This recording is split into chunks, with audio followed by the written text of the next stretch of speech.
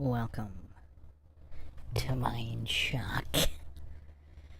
This is your host, Bruce McGuire, and you are listening to the Rollerjam series, the most comprehensive podcast on what might be the greatest sport in the history of mankind. This is episode 2. Make sure you've checked out episode 1 for our deep dive, unlike any other deep dive out there. As always, if you enjoy the MINDSHOCK podcast and you want to help logic and reason return to a world where it's quickly going extinct, you could donate to our PayPal. Just check the link in the description. Make sure you subscribe to the channel and hit the like button. Comment in order to get those notifications.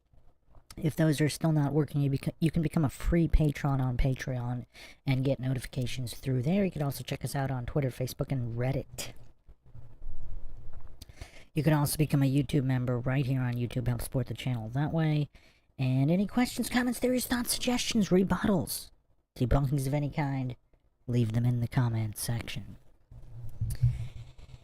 Alright, so I'm going to play a little another promo, just to set the stage. If anybody is just joining us here for episode 2, without being familiar with episode 1. And then we will pick up in the Rollerjam documentary, continuing to dissect and logically examining the most entertaining, the most monumental athletic spectacle in the history of the world.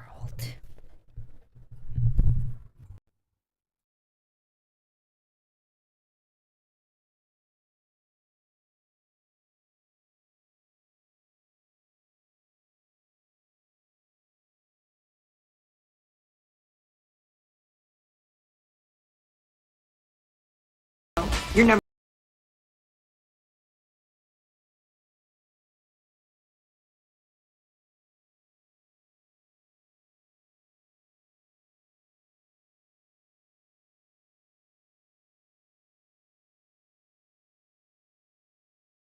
number one bitch is back. The Number one bitch is back. Enforcer's rehabilitated superstar, Heather Gunnan, is back. We think. That's leather to you. Show 'em what you got, baby. And the quad father, Mark D'Amato, has put a contract out on Kenneth Logue. Logue, keep it up, and you'll be sleeping with the fish. Can GM Kenneth Logue III and his Sundog militia hold off a full-scale Enforcer attack? We're going to win back this league, win back the respect of the fans. With effort like that, with hard work, clean play, and sportsmanship. I guarantee you, we have more practices like this, we're on our way to a championship. In Logue's idealistic fantasy world, maybe. But he's entering big, nasty country. Logue, I'm going to rip you apart, and you get spine out of the tube bear! It's the Enforcers taking on the Sundogs next on Rollerjam.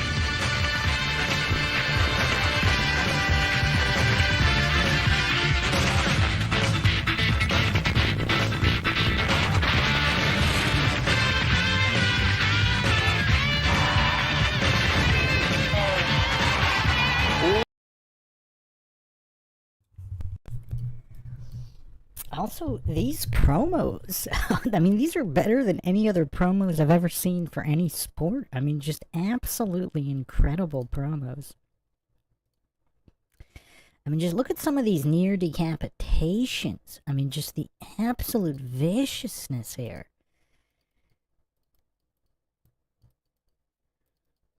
Oh, man. I mean, these are just bodies getting pulverized left and right. A bevy of broken bones. Backflips.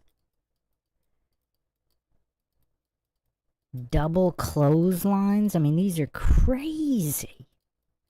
I want to see what happened here. They cut it here, but I mean, they're diving off the railing.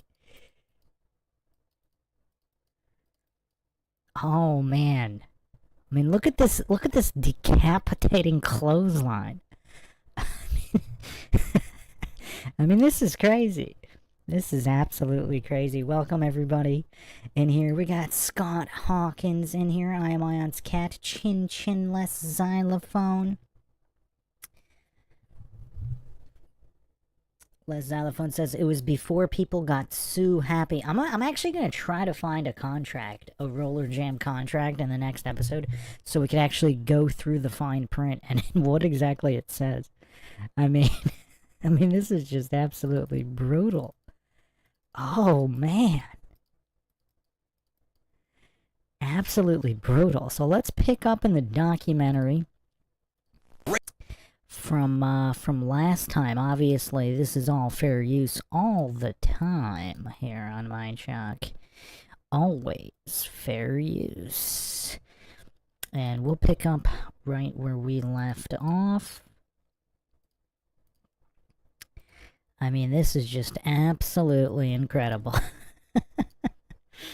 Oh man, Rollerjam needs to go viral again. We gotta get these podcasts going viral so this show can be brought back. I mean, there's quite a few games that were played. I should put together a supercut of all the promos. I mean, this will be like a 5-hour supercut of just the most entertaining antics on rollerblades.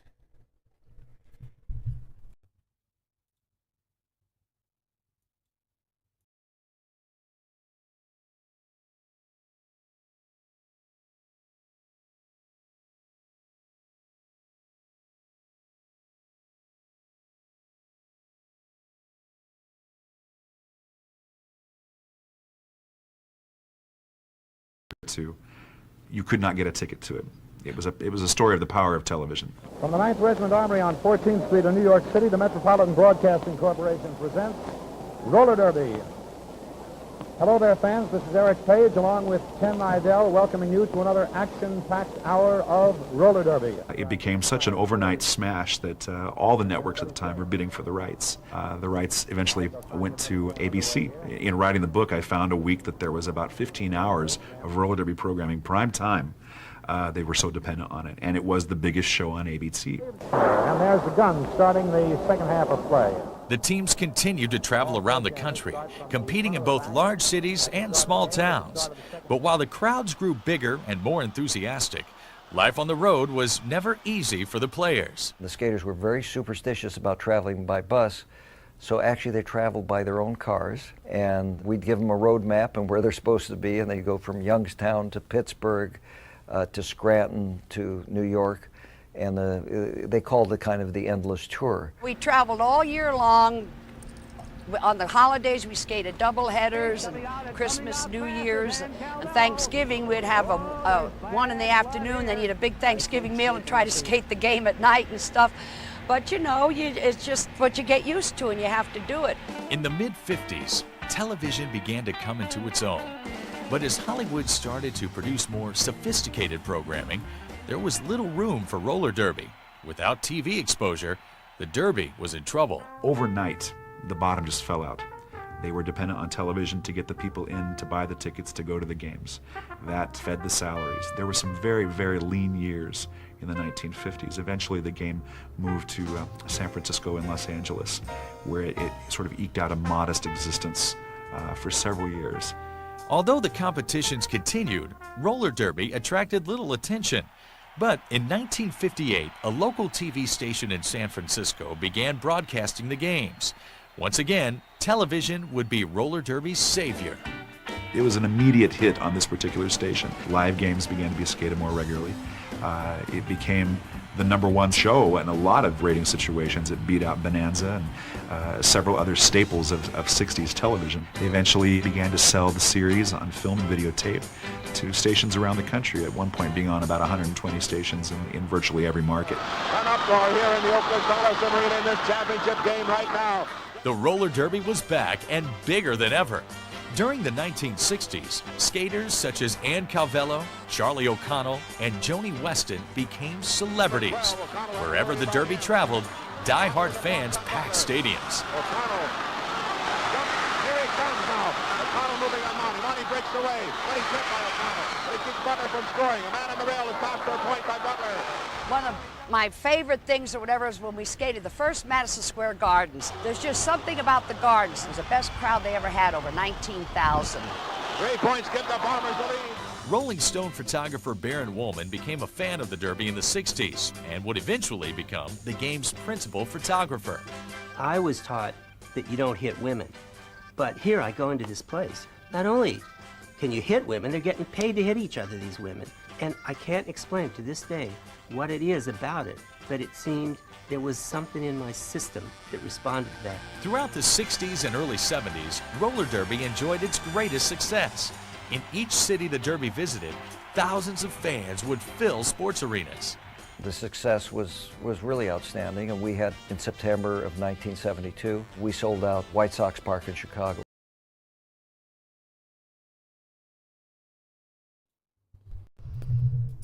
It's kind of a weird setup. I mean, the rink is so small, and it's just in the middle of the baseball field. You can't really see that far. That's a weird setup. And it looks like there's no TV screens back then, no giant screens, so it might be kind of hard to follow. I don't know. It's a really weird setup. Welcome, Flat Bob. Yeah, I mean, this is, I'm Iron's Cat in the chat saying, I was live on the first one. I still have to convince myself based on the level of violence, and while WWF rings were spring, Rollerjam tracks were not. I mean, yeah, this is solid. There's no give whatsoever on this track. Or on the metal railings. I mean, we were watching bodies bouncing off the metal. Off solid steel. I mean, I don't know. I mean, I'm sure some segments might have been staged, but again, there's just so many of them constantly, you know, skating at a high speed. It would be tough. I mean, it seems like 99% of it would have had to have been completely real.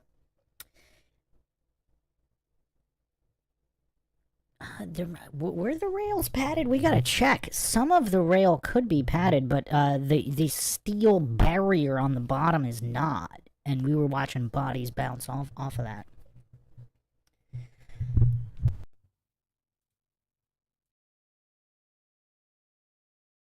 A little over 50,000 people. The roller derby seemed unstoppable. Attendance was high and profits were up. Few would have guessed that within a year, roller derby would shut down for good.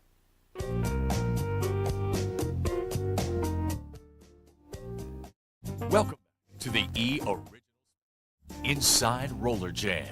The 9th Regiment Armory on The roller derby, precursor to today's roller jam, hit its peak in the late 60s and early 70s, playing to sellout crowds around the country. But despite its success, the demise of the derby was just around the corner. People didn't realize that the Roller Derby League was basically a small family enterprise, which I owned and operated all the teams and did all the scheduling. And we hit really a series of very bad events in 1972. A problem developed in that the skaters went on all these one-nighters, usually by car. And there was a gas shortage at the time, which really cut into an awful lot of the profits. Gas stations had long lines. Arenas closed down in the winter because they couldn't heat the buildings. People were hesitant to travel. With basically one family, the Seltzer family, owning all the teams, being responsible for all their needs and all the accommodations and insurance and everything else, it began to be too much. There were some losses. And rather than see the game go down to a reduced state, it was decided that they would look for a way out. In December of 1973, I shut down roller derby, and that was really the end of the game as it existed. Throughout the 70s and 80s, rival skating leagues achieved moderate success copying roller derby's formula, but it would be decades before the derby itself would make a comeback. In 1997, 24 years after the last game was played, the death of roller derby's most famous skater, Joni Weston, brought renewed attention to the sport. She was roller derby in the minds of many, many people. Her obituary made newspapers all across the country. She was a great athlete in skill and power, towered above anybody else in the game. She was tall, she had blonde hair, and she looked like she was in charge, and all the other skaters listened to her. She was a great skater, a really nice woman, tough, and a leader. She had a huge following. Joni's obituary in the New York Times was read by Stephen Land, a producer who felt that maybe roller derby in a 90s or a 21st century kind of spin would work. And they came up with this concept called Rollerjam. Jerry and Stephen took their idea to the TNN cable network, and within months, Rollerjam was picked up. While the new show follows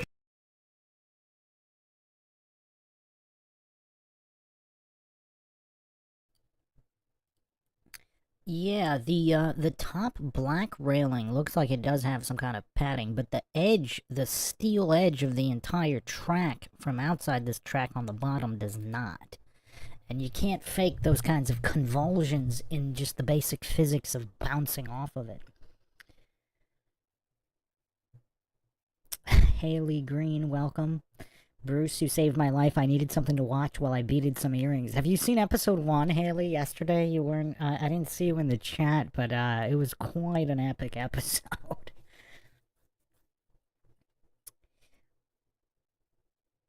South to West in the chat says, too much soy in today's youth to enjoy roller derby. Well, even if there's 99% of the soy, again, I mentioned this in episode 1, they're these parkour athletes. I mean, they're doing flips between buildings with no safeties. You fall, you die. Those are the type of people that might be involved, that would make some good entertainment here. And of course, I mean, pro wrestling, there are some athletic pro wrestlers. They're just really boring. You know, no real charisma.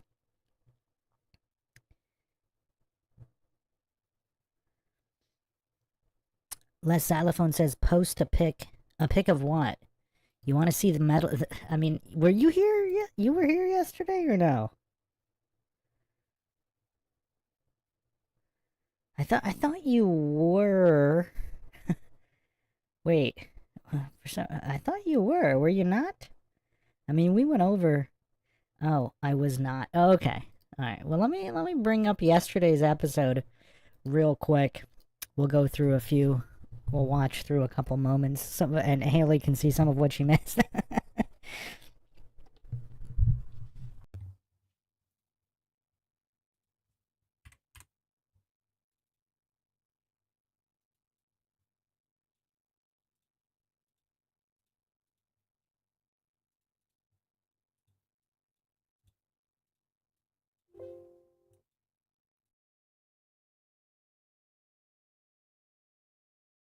Is easy.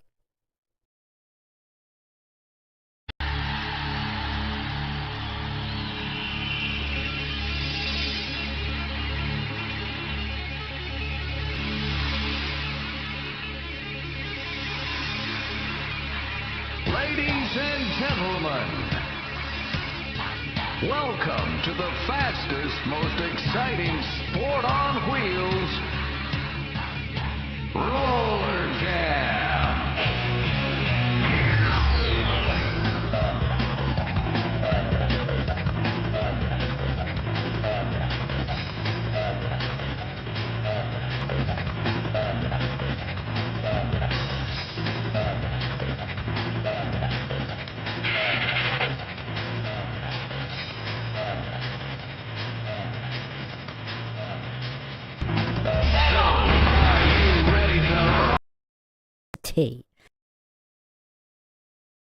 Drop kicks.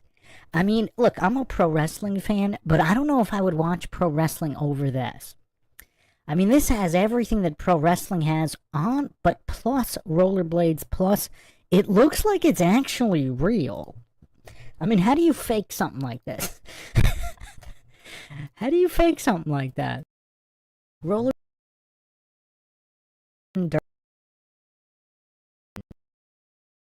I'll put up a short. Inside Rollerjam. Indestructible. I've had 2 concussions.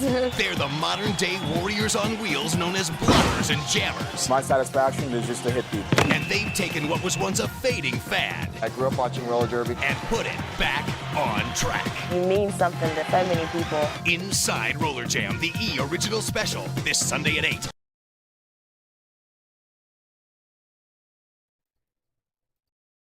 I've had 2 concussions.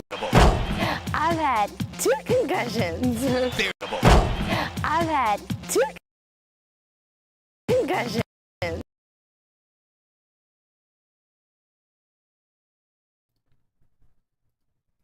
Has anyone seen anyone this happy?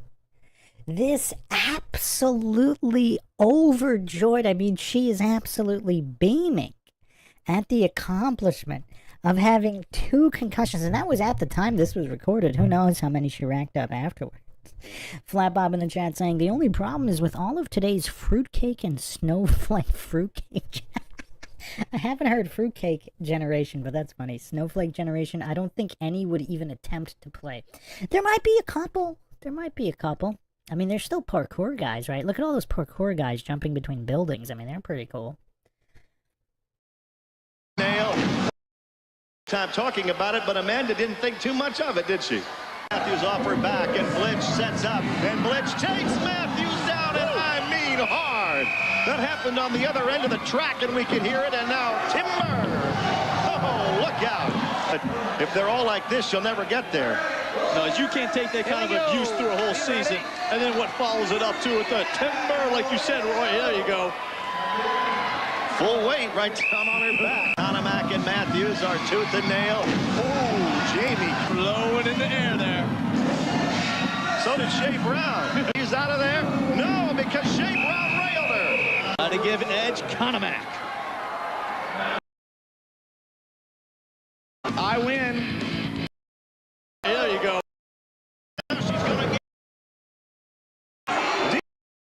Look at that. You talk about good. Oh, my goodness. What a call. Me too, Jason. You're not getting by without a fight. Oh, look at Atkinson work him over. Oh, did you hear that collision? And look, now there's the convict, Debo. He's up in his seat, and his job, obviously, is to take care of Atkinson. Oh, man. Being stars right now. Did you hear that, Mark? Move by Jenny Matthews. So...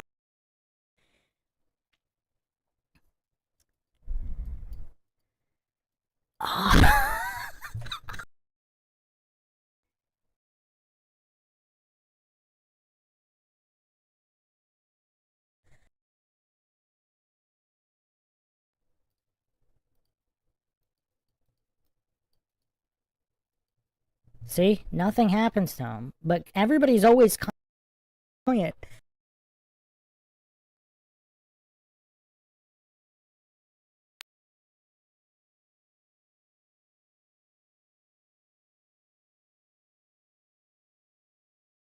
On, you can read his lips. Come and get it. Now Loden is going to be turned around. Spun upside down. Oh, goodness. And Stacy Blitz is beside herself. No! Don't. Oh, look at this. No. Oh, my gosh. Oh, shit. I can't believe this, Roy. I think the wedding's officially on. This is the greatest thing I've ever seen. Atkinson. This is the greatest thing I've ever seen. He's not going to hang around to celebrate. Oh, my gosh, I love it. You talk about teaching somebody a lesson. Loden thought she could win the team, win the game for her team, came out with the men, and winds up flat on her back. Well, she may have stolen a lot of his moves. He's got her by the throat. He's got her on the back attack. He probably enjoyed the face full of crotch, but you see the demise of Denise Loden in the aftermath. Oh, my gosh, Rory. I thought I'd seen it all until I saw this.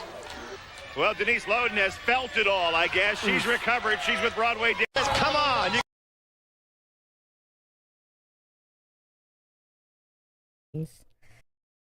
Shoulder check. Disgusting.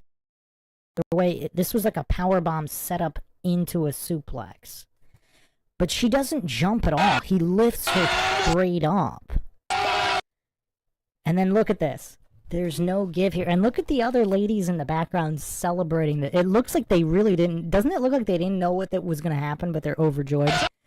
Look at how hard he brings her down. They both bounce.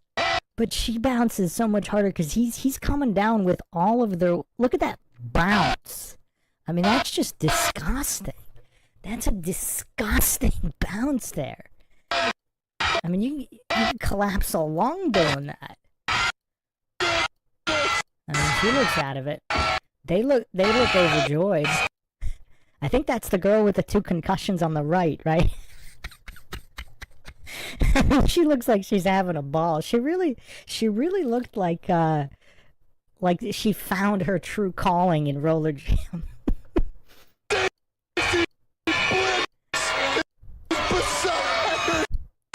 And again, in pro wrestling, like they kind of do certain things to help the guy out.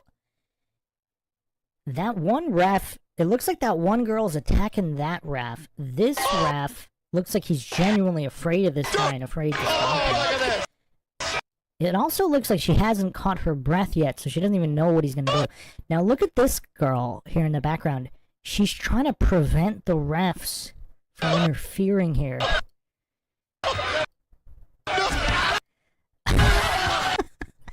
Oh man.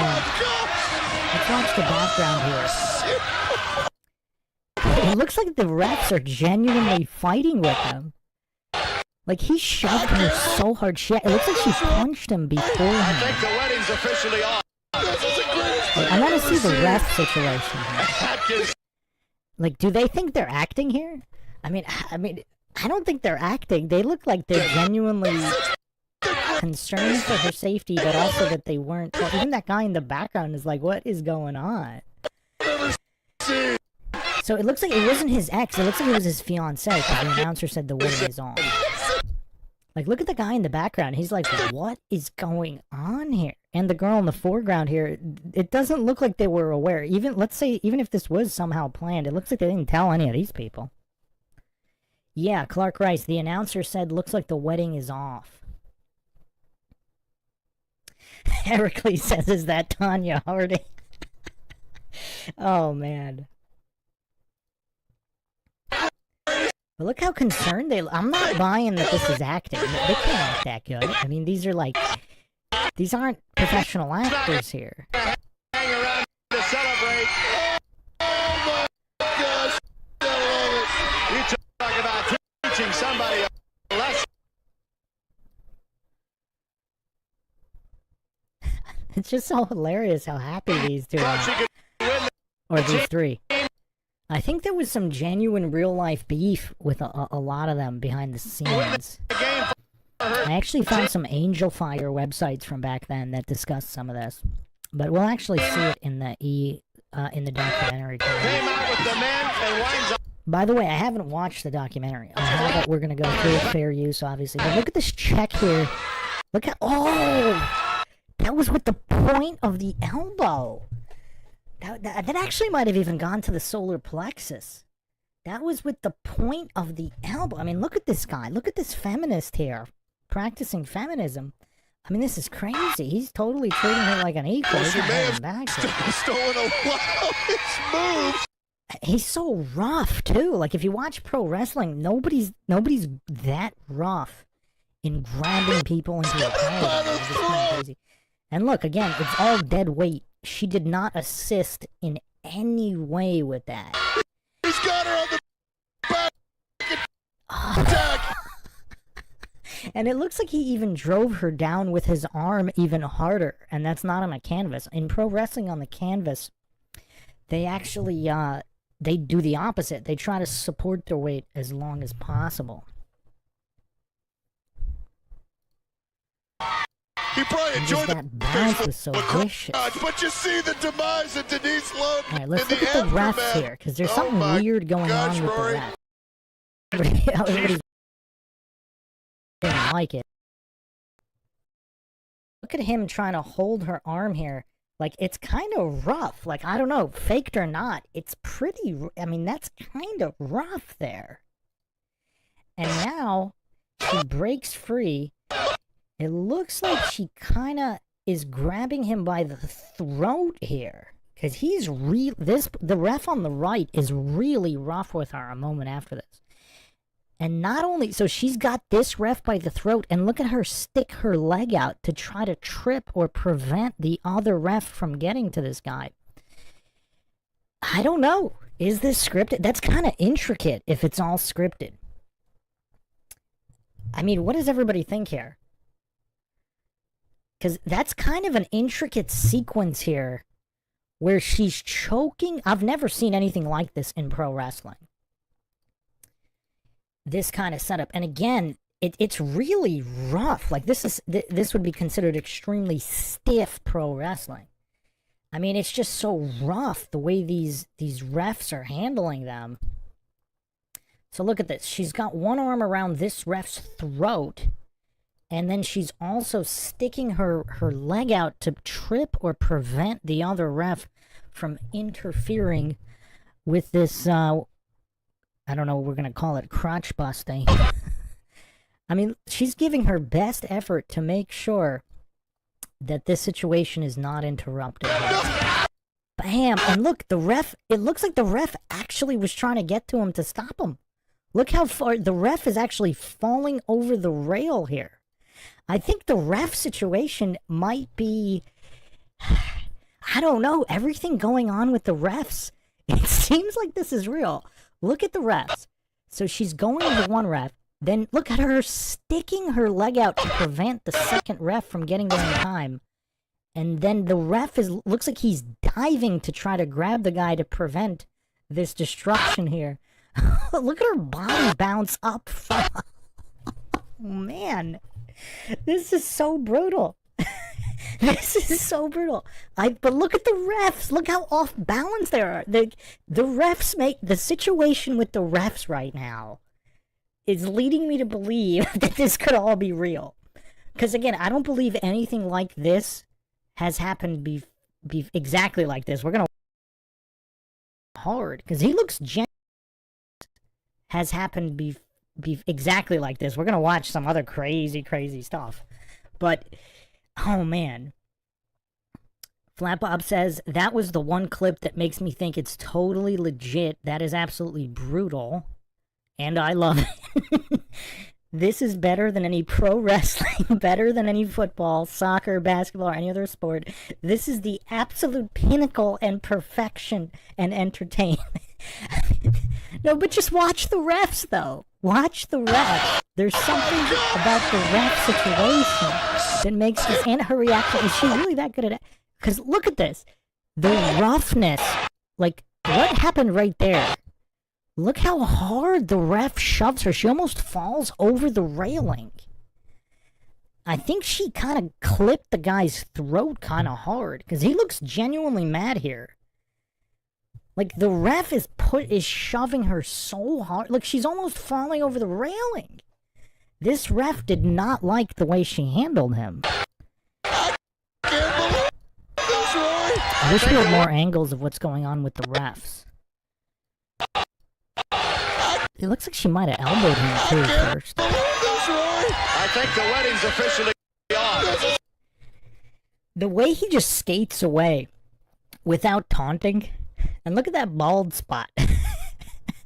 It looks like he's balding from just all the stress of being a roller jammer. I mean, come on. This has to be real. You don't go through this much stress. Like that bald spot right there.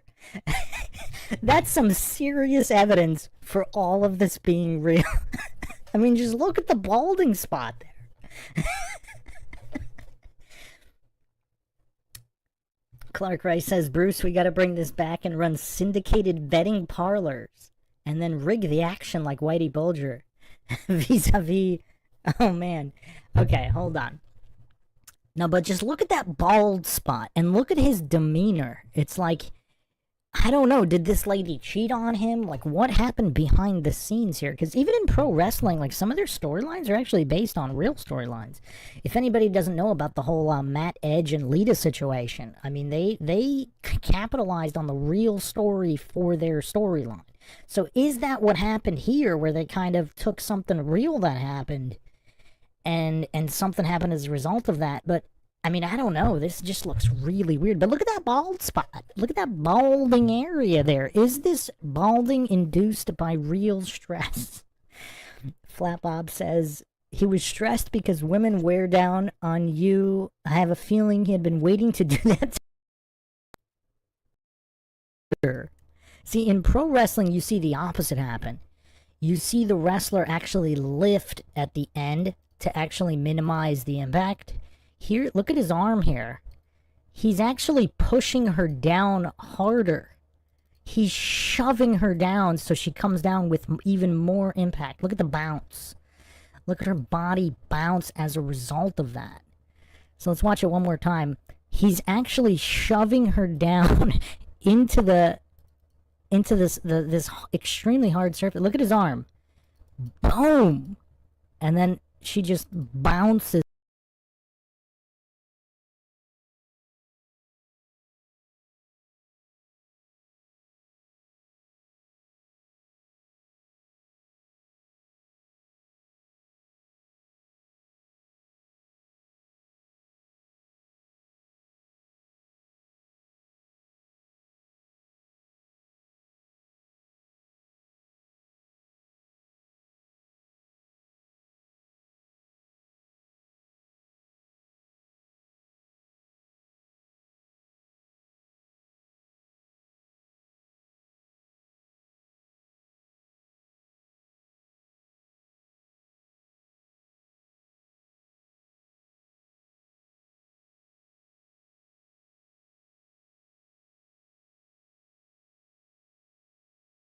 Off so hard there. And he genuinely looks enraged there. Like he's taken out some serious range. Like it doesn't look like he's acting. Like he's not going over the top, yeah, in your face screaming. I mean, this is crazy stuff here. Alright, watch the refs. Again, watch what's going on in the refs. So it looks like that ref, does that ref knows what he probably thinks he's just pulling her out of the arena. Right? Because that's what it looks like at this moment. So, it's kind of unclear. If the ref isn't treated her so rough left. Now watch with the feet here. She has the wherewithal. So, because I've never seen anything like this in pro wrestling. And also, look at this guy's face. I mean, this is sheer rage here. I mean, look at his face. She looks like she still can't breathe, and she doesn't know what's going on, because she probably can't breathe from that suplex. Now look, so she's forming one ref by the throat, and she tripped the other ref here. That looks like a real trip. And now he's off balance, but still trying to reach with his arms to try to prevent, to try to save this woman. See, look, he's still trying to reach and grab while off balance here. I don't know, man. This ref situation is crazy.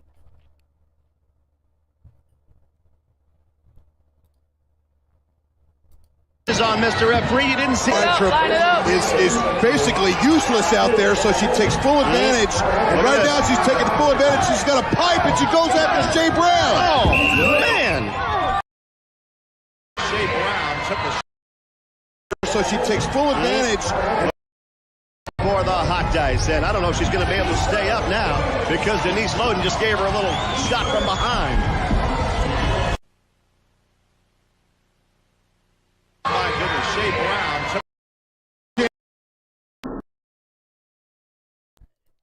A pipe. Now watch her face. She doesn't check. She doesn't know anybody's behind her at this second. And then bam. See it. Oh yeah, the ref saw the pipe. Now he's fighting with her over the pipe.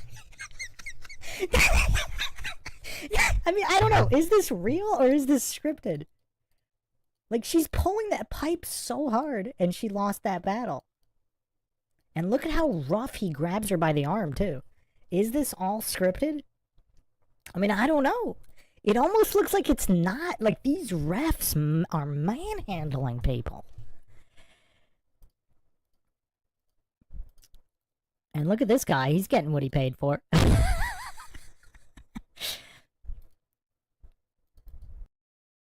here. Closing in on her if she could hear them, but... See, like, she's not looking over her shoulder.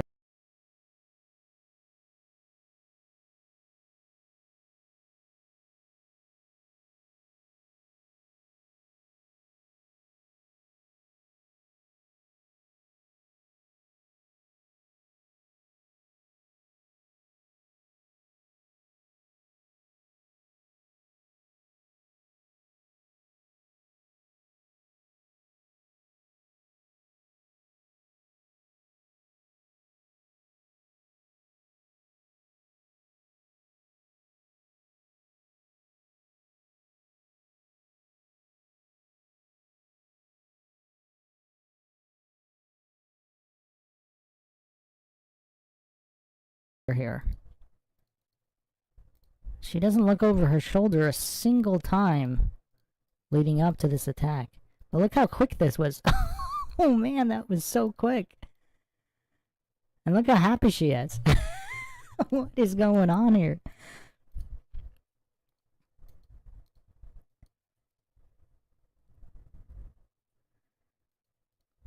This all looks like it's the same match, too. Is that like the third time? Is this all the same? Is this all the same? That was like the... Is that the fourth? No, that's the fifth time. That's the fifth time, because there were the 2 pipe attacks. And then this looks like the third uppercut. Maybe it's not all the same match. Oh, man. She really didn't like that one. It looks like...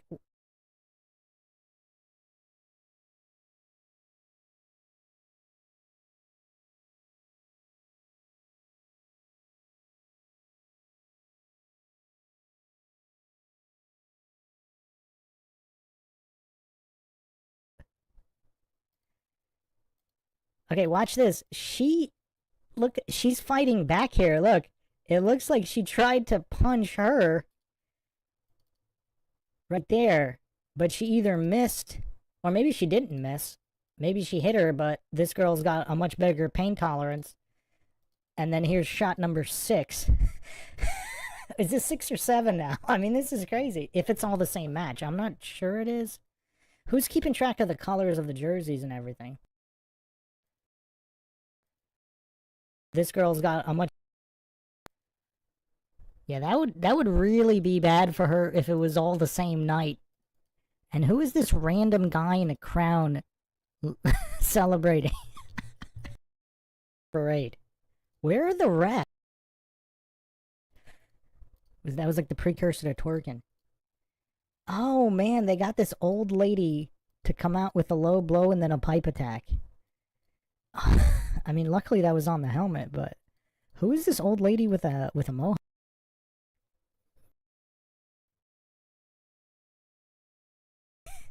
And she didn't know it was coming either, because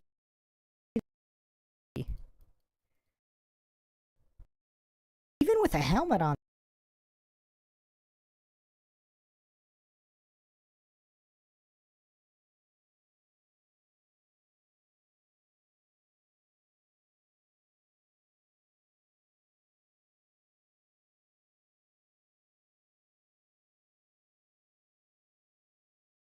No, that must...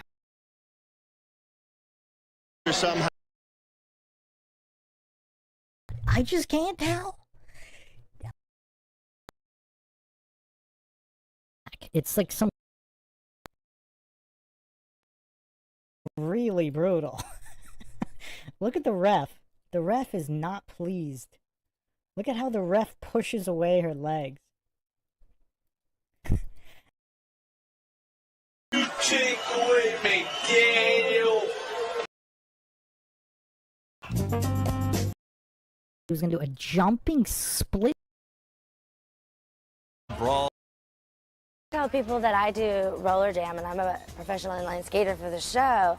They go, oh, like the old roller derby? And I say, yeah, you know, remember, except it's on inline skates now. They're like, oh, that's cool. Do you really hit people? Do you get hurt? I'm like, yeah, look, I got lots of bruises. Rollerjam is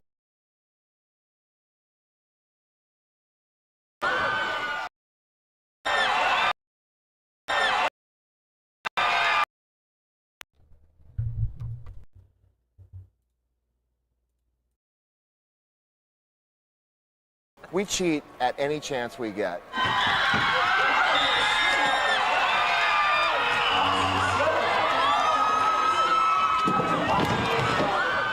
There was a lead pipe laying on the track, and I used the lead pipe, and yeah, I got a penalty for that, which I thought was really unfair. Here's the only rule. Watch your...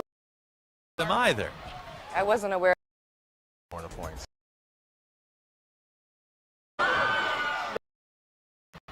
I wasn't aware there were any rules in Rollerjam.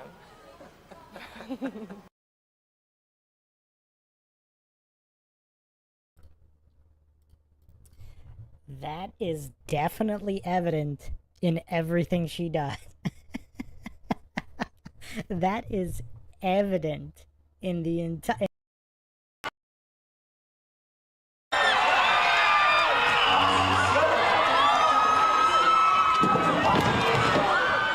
There was a lead pipe laying on the track, and I used the lead pipe, and yeah, I got a penalty for that, which I thought was really unfair. Here's the only rule. Watch your ass. That's the only rule that I play by. Although the teams are co-ed, men and women don't compete directly against each other. But according to Keith Coppage, author of Roller Derby to Roller Jam, the sport is an equal opportunity injurer. They can reach speeds between 30 and 40 miles an hour on the track. It's extremely dangerous. If you get hit and sent over the rail, you know, say whatever you want about the attraction of roller derby, that is tough. In Rollerjam, if you go out there with the attitude that I'm going to get hurt, then you are going to get hurt. You have to step on the track with a totally no fear attitude and just get business done. I used to play football. The Rollerjam is way more damaging to the body than football ever will be and ever has been. Oh, Weber just took him out of the play. You fall on the floor, you fall on a cement floor.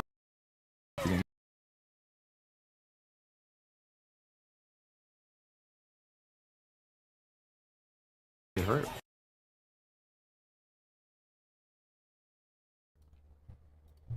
Okay, look, there's no way this is fake. She just smashed her spine on the edge of that metal railing. Let's watch that again.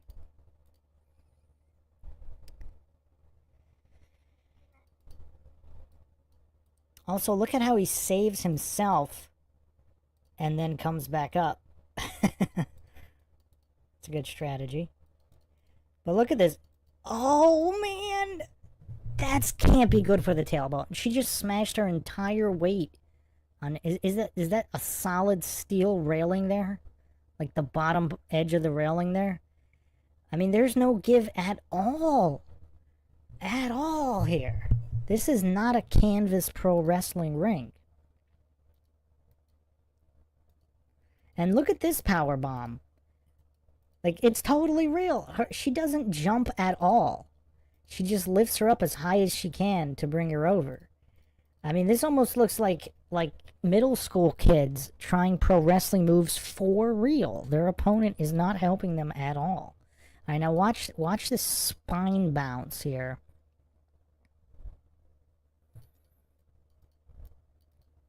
It's right here. Look at this. Oh!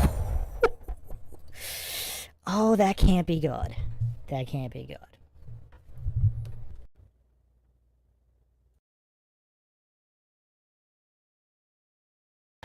It's a dangerous game.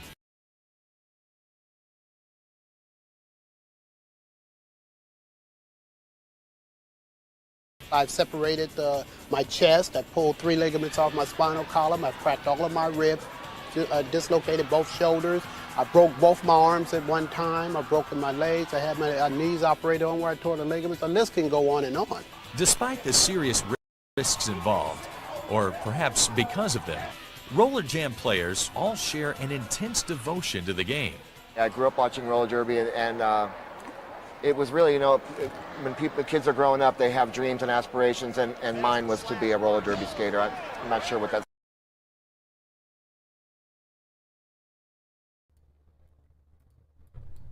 That was one of the best power slams I've ever seen. Let's look at this. Just the velocity here. Oh, man. They could have broken their legs doing that. Well, apparently that other guy did, but... What? Oh. that was kind of a real punch right there. It looks like he really punched him in the face right there. And it looked like he did not hold back on that either, on that knee drop. Let's watch that again. Was that a real punch to the face here?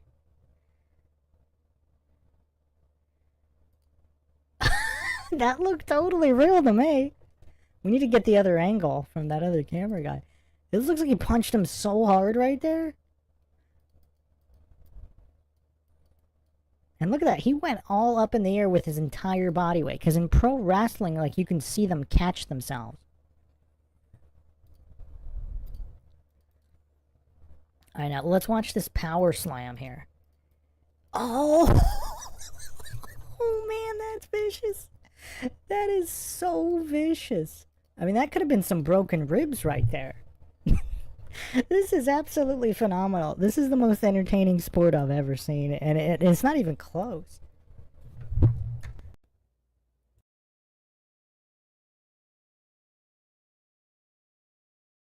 That's what it was. Or perhaps because of them, Rollerjam players all share an intense devotion to the game. I grew up watching roller derby, and it was really, you know, when kids are growing.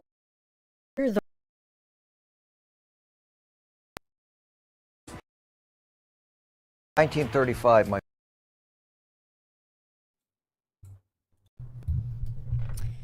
Okay, so that was last night's episode, so we found that bounce off the edge. Yeah, I mean, even the top railing can't be that thickly padded because there was that one guy who was skating on top of it. I don't know, I think that one punch might have been real. If you watch somebody get punched in the face for real, their head, there's a slight delay. Like in a Hollywood movie, there's no delay. The head snaps with it because they know they're being punched, so they do it fast. A real punch, there's a fraction of a second delay, which is what we saw there. And, I mean, we really need to see the other angle, but, I mean, we've watched, I mean, there were other punches straight to the back of the head. You could watch it in episode 1, and, like, they were real punches to the back of the head. Okay, so let's, I Am Iron Scat said, did anyone take out the camera guy? It's probably happened. I mean, it's happened in pro wrestling. I mean, clearly an accident, but, yeah. Well, let's continue here in this documentary, but yeah, that was just, you know, we went through some highlights just for people that are new, but yeah, let's try to get through this here. I mean, it's absolutely brutal, staged or not, and the acting. Like, these, if they're acting, they're so much better than any pro wrestlers because they are so convincing.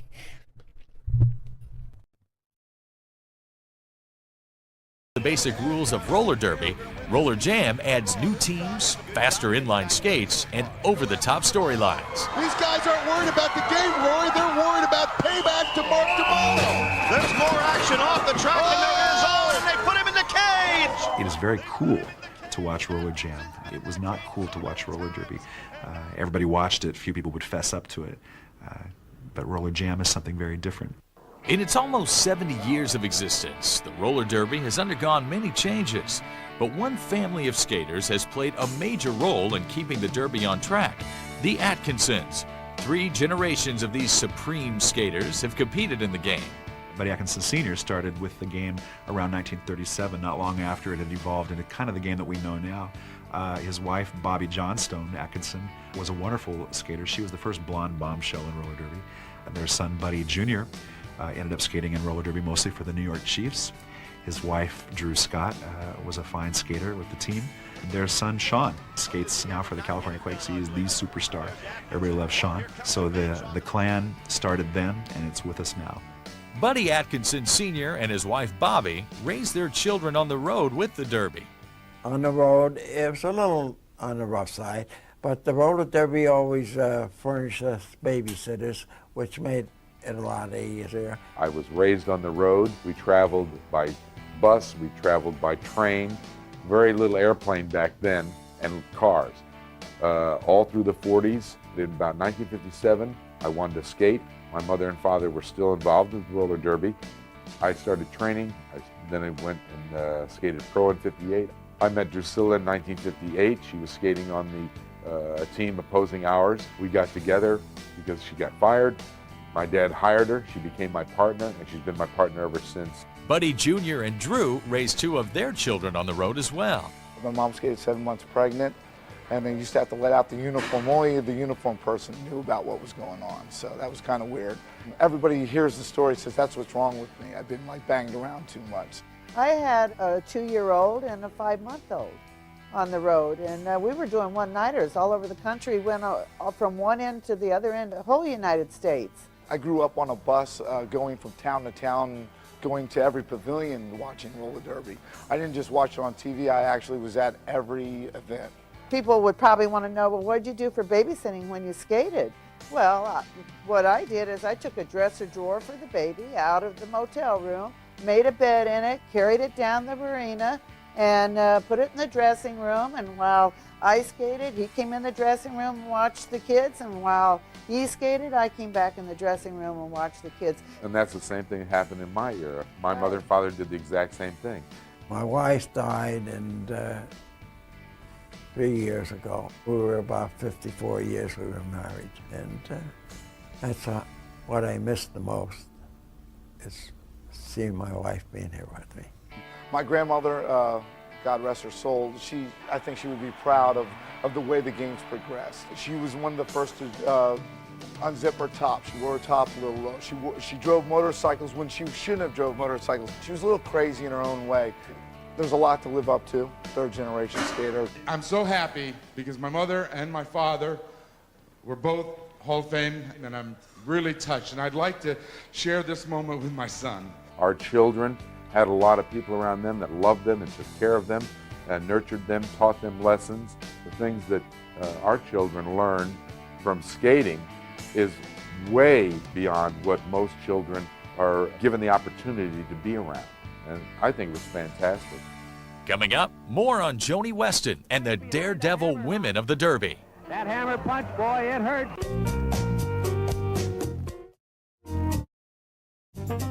Back to the Inside Robles and Gambles set up a double block. Oh, that guy can fly! I have one move, it's called the rail, when I jump up on the rail and try to smash my back into the opponent coming into me. Oh, and lead him right into that shot by McDaniel. For the skaters of Rollerjam, creating a signature move is the key to successful slamming. The screamer is basically a head-on collision where I just throw my legs out to the oncoming opponent, and the eliminator is I actually lay down on the track and flip them over.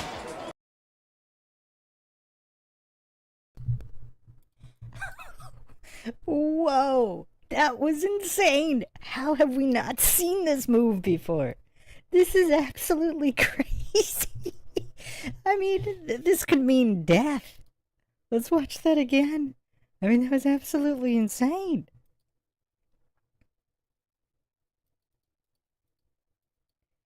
It looks like he doesn't know what he's going to do. Because again, keep in mind, I mean, these guys are skating so fast and they're doing dozens and dozens of minutes here.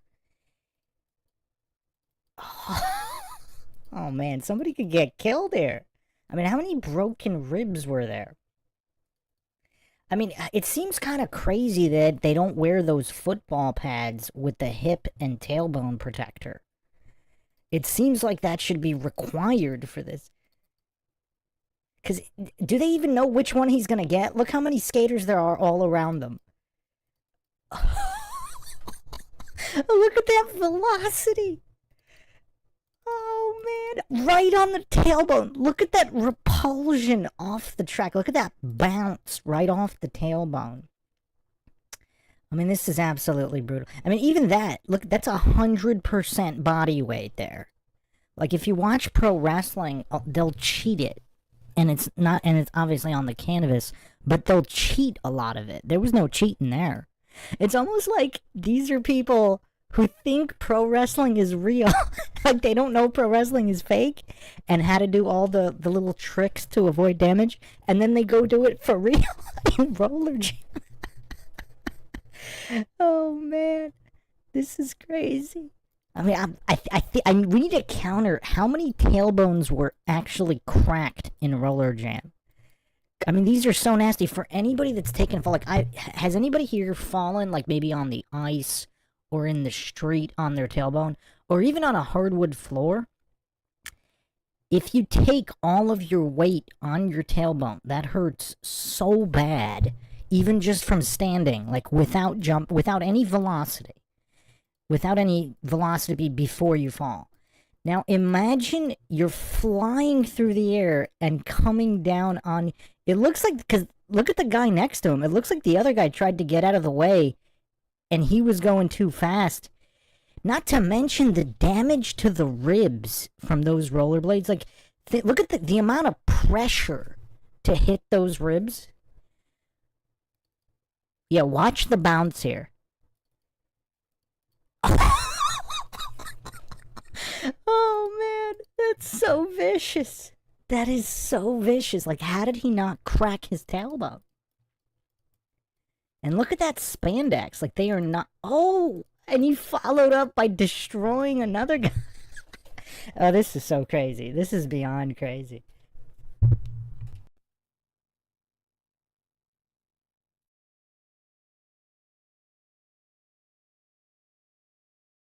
The opponent coming into me. Oh, and lead him right into that shot by McDaniel. For the skaters of Rollerjam, creating a signature move is the key to successful slamming. The screamer is basically a head-on collision where I just throw my legs out to the oncoming opponent, and the eliminator is I actually lay down on the track and flip them over with my feet. Oh, I hope he's motivated enough to stand up after that one. Rollerbones, I stop in the middle of the track and I flip them over my body and they hit the floor. Windmill, I spin them around and I slam them. Oh, Weber just took him out of the play. I have the whiplash where I grab them up around the neck and flip them. Then your basic just punch in the face I have too, which works pretty well. But with fists flying and bodies colliding, some experts believe players should think about more than just entertaining the audience. By taking it to the extreme, they're thinking about kind of the glory now, and a lot of times not really thinking about the hurts or the consequences that'll happen later. And the Ack attack just levels. Thinking about kind of the glory now, and a lot of times not really thinking about the hurts or the happen later. And the Ack attack just leveled Sam Martin. Oh, I don't know if Sam's going to be getting up. Pop culture analyst Anthony Mora, author of The Alchemy of Success, says fame can be a deadly lure. It's a real danger, but to them, it's worth the risk. It's they're going for the top of of this particular field.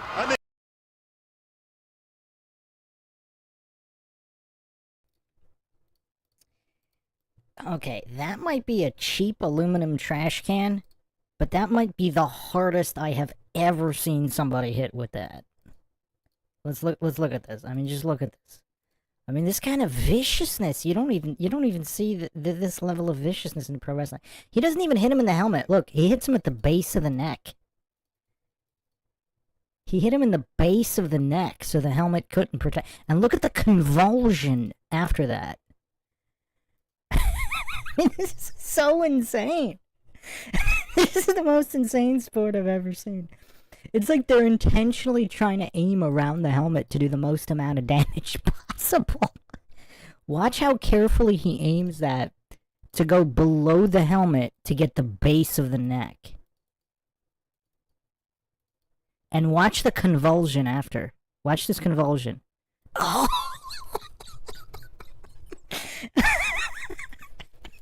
Oh man, this is absolutely insane.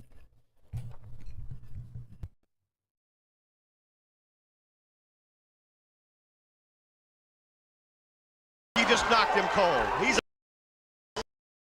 the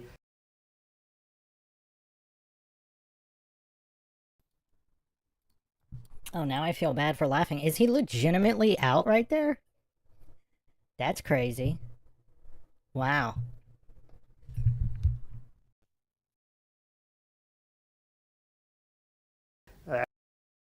It's a real danger, but to them, it's worth the risk. It's they're going for the top of of this particular field. I think he just knocked him cold. He's unconscious.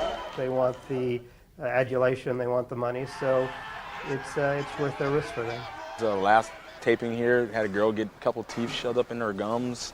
Another girl got like 3 vertebrae in her neck, crushed. I've had a lot of injuries. I've had head injuries. I've had shoulder injuries. But I don't know. I'm like a Timex. I keep it licking it. Keep on. I got like 3. I'm like a Timex. I'm like a Timex. I keep it licking it. I don't know. I'm like a Timex. I keep it licking it. Keep on. I'm like a Timex. I keep it licking it. I don't know. I'm like a Timex. I keep it licking it. Keep on. I'm like a Timex. I keep it licking it. Keep on ticking.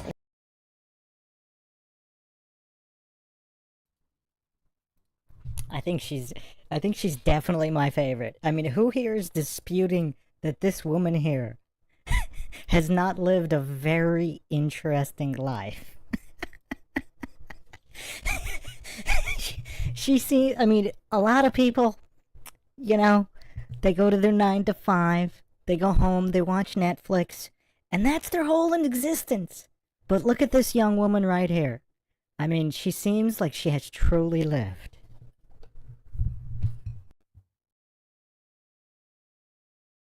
I had the shoulder separated. Like this one separated. Sprained ankles, nothing major. I've had shoulder injuries,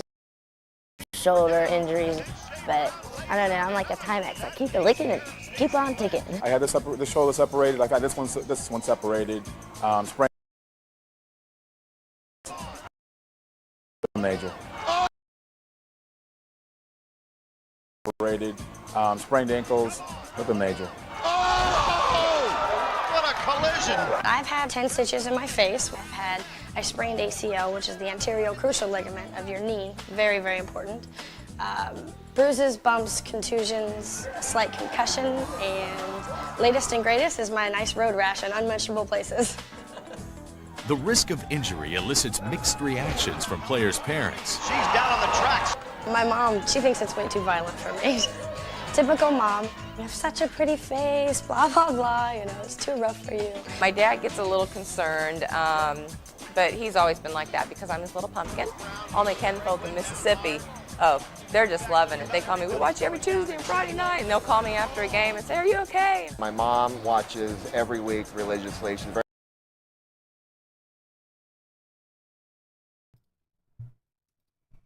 How does that bulldog maneuver work on a roller skating track? Because in pro wrestling, like, you could fake it. And it's a canvas anyway, even if you take it on the forehead. Like, that helmet is not bouncing. Her chin is bouncing off the track there. Like, what is going on here?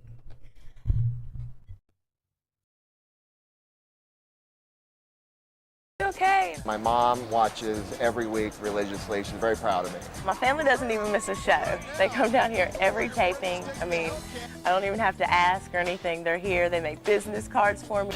It can be even more dangerous than it looks. Welcome to the wonderful world of Rollerjam. This is the ramp. We all skate up, and there's like pyro flying up. We have to be careful that our hair doesn't catch on fire because of the hairspray. Oh, here's somebody we haven't seen yet tonight. So we come up here, and personally, I like to do the little wee, woohoo, star thing. Women's Demolition Derby coming up next. Jamie Connamack. And this is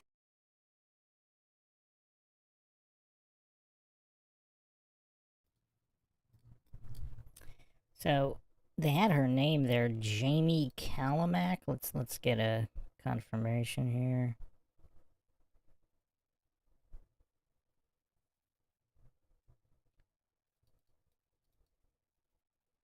Did they have? I thought they put her name on the screen. Yeah, they did. They definitely did at one point.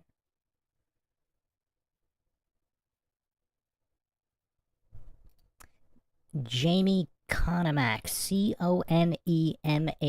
Is she still alive? Let's double check.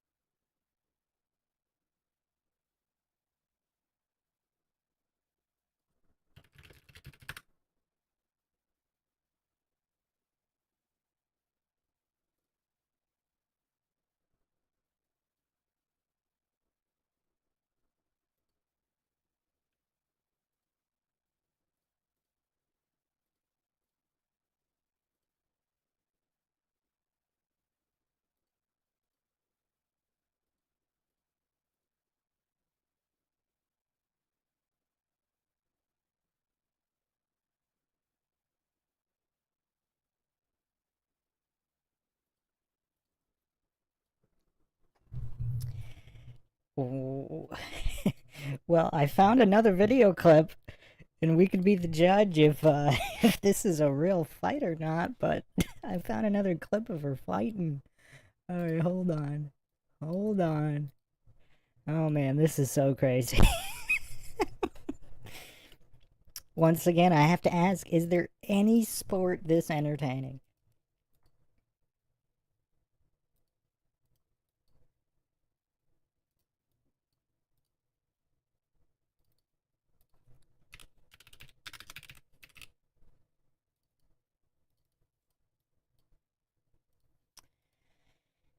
Okay, so let's see here.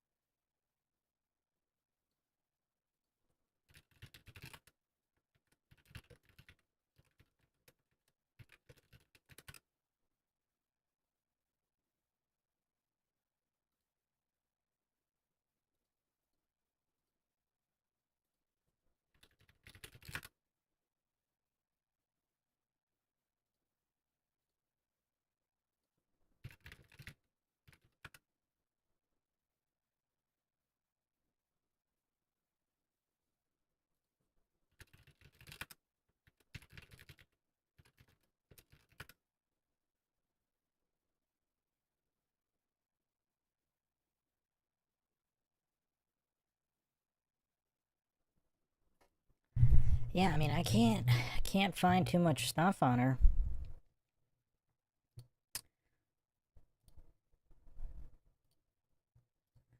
Yeah, I mean, can't really find much on her.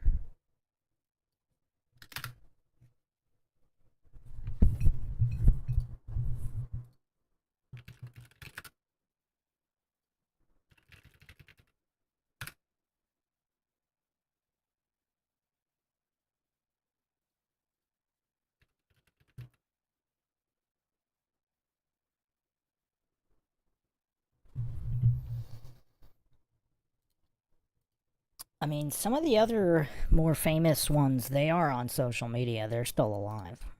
Can't find too much on her, though. I think she's my favorite, though. I mean, just the attitude and everything.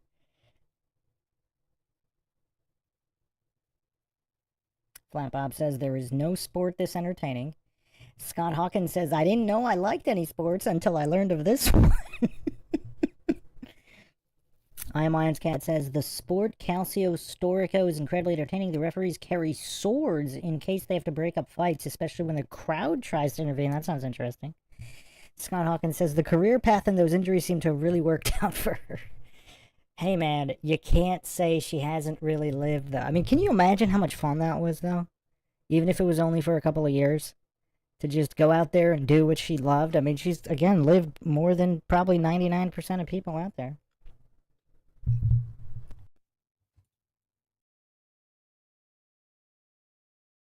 Pyro flying up. We have to be careful that our hair doesn't catch on fire because of the hairspray. Oh, here's somebody we haven't seen yet tonight. So we come up here, and personally, I like to do the little wee, woohoo, superstar thing. Women's Demolition Derby coming up next. Jamie Colomac. This is our lovely track where all the bumps and bruises and scrapes and scratches happen. For all you people that think you can put your skates on and show me up, I'd like to give you some food for thought here. The track is made out of a plastic laminate. Underneath it, there's wood framing and, of course, more aluminum. But when you hit this, it might give a little bit, but, I mean, it's still really bad.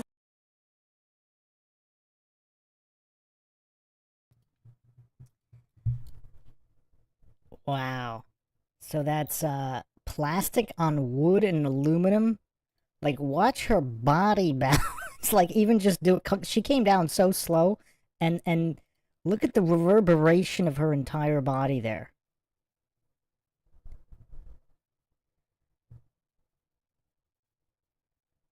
Because she came down from 1 foot. Oh, man. She came down 1 foot off of 1 foot, and watch her entire body reverberate off of just 1 foot. Ow. That probably hurt just doing that. Can you imagine going 30 to 40 miles an hour and getting body slammed on top of that?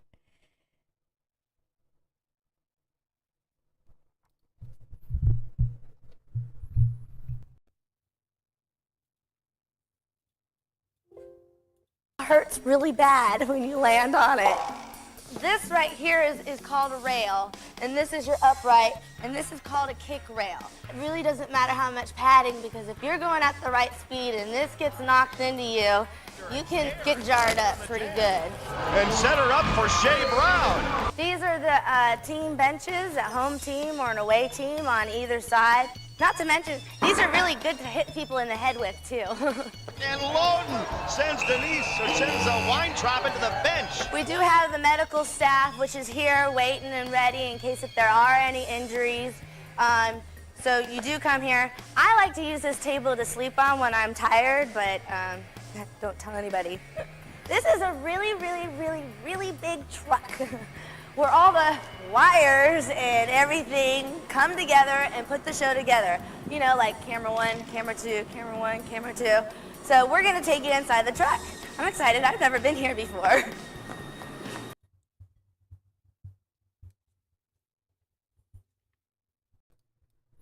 Is it just me, or is she just absolutely hilarious in everything she does? Just the way she talks. Oh, man.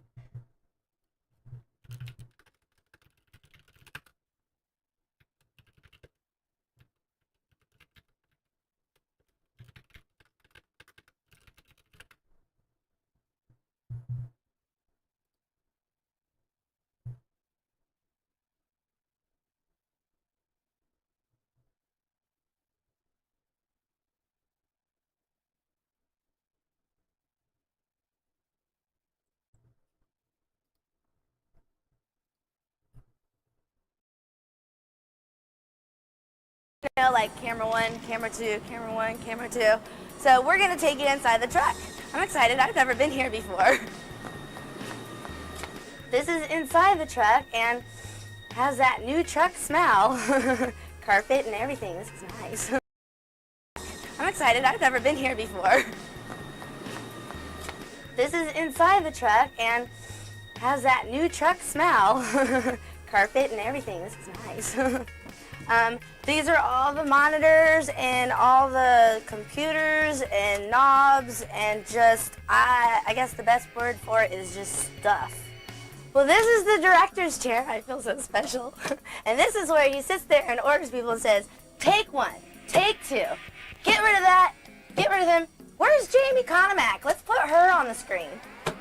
I could get used to this. Where's Jamie Notorious women. Conomack? Let's put her on the screen. Where's Jamie Conomack? Let's put her on the screen.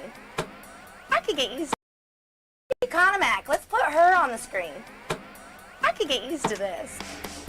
Still to come, roller derby's most notorious women tell all. I always hung around with guys because the girls couldn't skate fast enough and I beat up all the guys.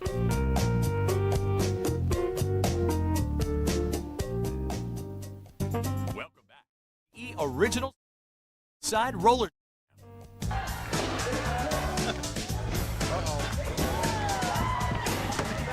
For the women of Rollerjam, slaps in the face and slips on the track are all part of the game. Whenever we go out there.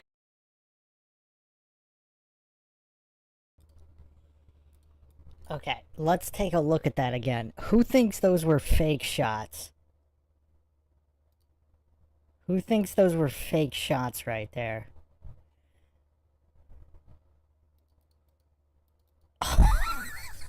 That was just pure viciousness right there.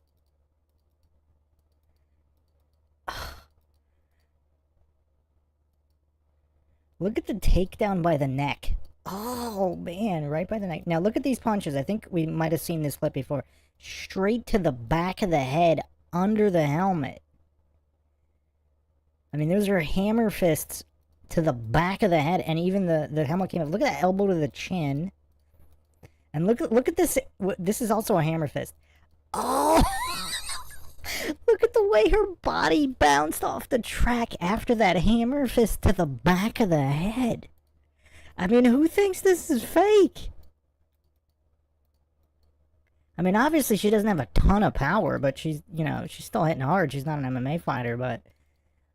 Oh, man, elbow to the chin. This hammer fist is vicious. Bam. Look at the collapse to the track. Oh, man. Oh, let me bring up that clip from before that I mentioned with Jamie Konemack, however you pronounce her name. Let's watch that clip.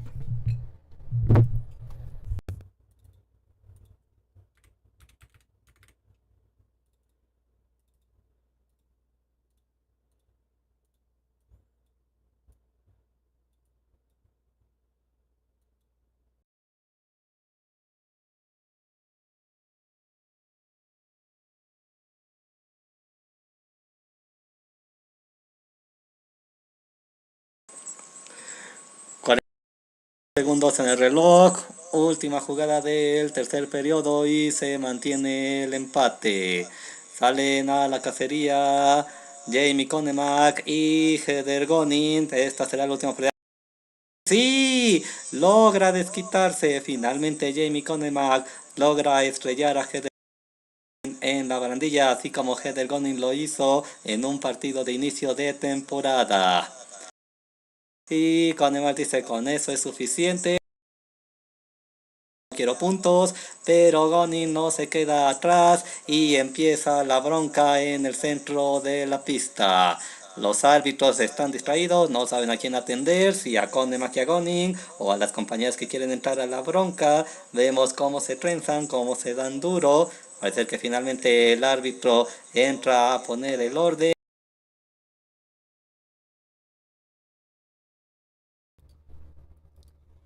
I don't know. Looked kind of like a real fight to me. No.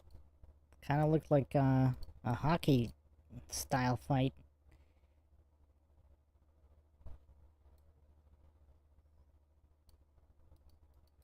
I mean, still kind of like a girly fight, but... Oh, man. I mean, look at these shots. It's kind of hard to tell what's going on. Oh, man, that looked like a real shot right there.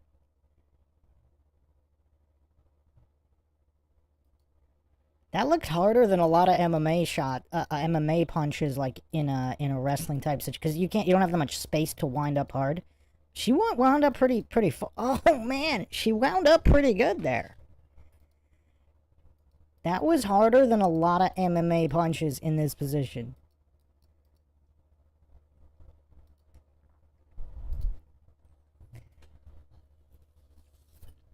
Oh, Les Xylophone with the blasphemy. I've seen better fights at the old folks' home. I mean, I don't know what kind of old folks' home you go to.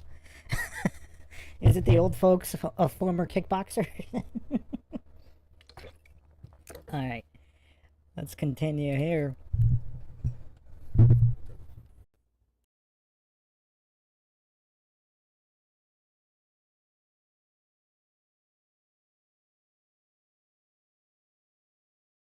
Whenever we go out there, I mean, we just go out there scratching, fighting, kicking, clawing, anything that we have to do.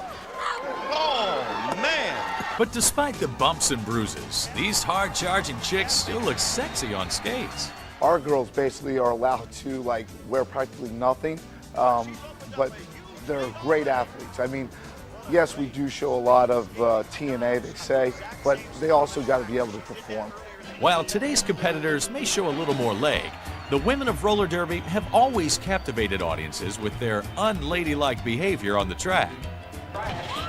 At the time that roller derby started, and this was almost immediately an innate criticism, was how can you let women compete on the same basis as men? Since roller derby began in 1935, women have competed in the game as equals to men. From its earliest years, crowds flocked to see these sexy skaters. But it would be decades before women were accepted as competitors in a professional sport, let alone one as violent as roller derby. Back in the 30s and 40s.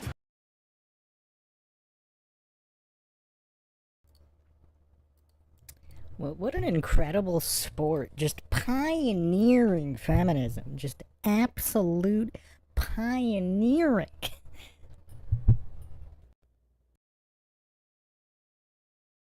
Women weren't supposed to act like this. It was considered unladylike, ungracious. Jerry Seltzer, son of roller derby creator Leo Seltzer, believes that female competitors have always been just as talented as their male counterparts. Many years, my father resented the fact that nobody would take the game seriously because of the fact that women were competing within it. And of course, afterwards, that became a huge advantage because people would say, you know, they want to come to see the women knock each other around. To see women cutting loose and yelling and screaming and fighting was an attraction in and of itself. They used to say that the women brought them in and the men played the game, you know, and in some respects that was true. While women have always competed in roller derby, it wasn't until the early 60s that the sport had its first female star. Joni Weston, a gifted athlete with long strawberry blonde hair, began competing at age 18. She gained national recognition for her sex appeal and athleticism. Joni eventually became roller derby personified for a lot of people. People didn't maybe know the ins and outs of the game, but she became probably the best known female athlete. At 5'10", Joni towered over her rivals. Known for her quick feet and hard punches, the blonde bomber took the game by storm. Joni Weston is the top-of-the-line female skater of all time. She's a legend. She was a powerhouse blocker, but she could jam. She could do almost everything a guy could do on the track, and that transcended to the girls' field. I skated with her, I coached her. I had my grievances with her, but she was good for the roller derby, very good. The derby not only gave Weston an athletic outlet, but also brought her true love with fellow skater Nick Skopas. Joni and I went together for about 15 years before we actually got married. Got married around in 1982. We were pretty happy together. I was into hot rods, she was into dogs. She was a very, very talented person, a very strong skater.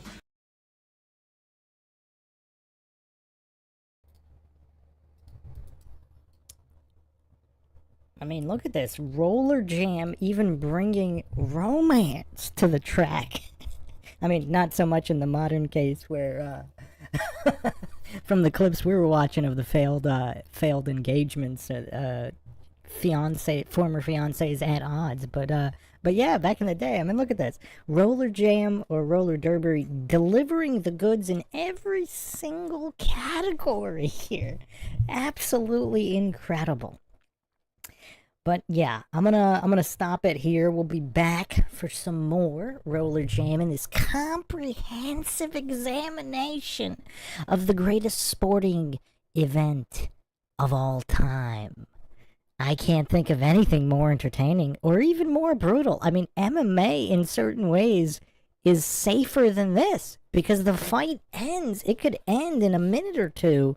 You know, you can submit, get knocked out. Here, it just keeps going. The mayhem never stops. Chin Chin says there's violence, romance, everything. Yeah, comedy. I mean, it's absolutely insane. But, yeah, we'll catch you guys next time. Thanks again, everybody, for joining us for another edition of the MindShock podcast. If you want to help support the podcast, help logic and reason return to a world where it's quickly going extinct, you can donate to our PayPal. Just check the link in the description. Make sure you subscribe to the channel. Like and share. If you're not getting notifications, you could also become a free patron on Patreon. Get notifications through there. This is Bruce McGuire signing off. Catch you guys next time.